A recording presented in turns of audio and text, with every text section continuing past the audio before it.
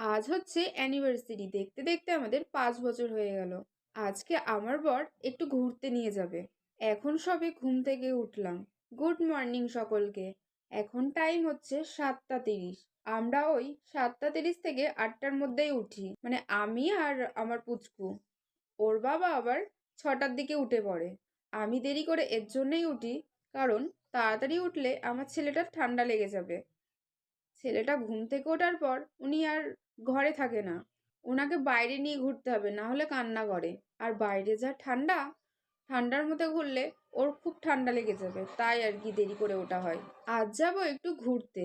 আসলে সবকিছু আগে থেকেই ঠিক করা ছিল প্ল্যান। আমার বর আগে থেকেই বলেছিল যে অ্যানিভার্সারির দিন সারাদিন ঘুরবো, আর সেই রাত্রে বাড়ি ঢুকবো। আর বর এটাও বলেছিল যে তোমাকে একটা খুব সুন্দর জায়গায় নিয়ে যাব, সেখানে গেলে তুমি খুব খুশি হবে। তাই তাড়াতাড়ি করে ঘরের কাজগুলো করে নিই।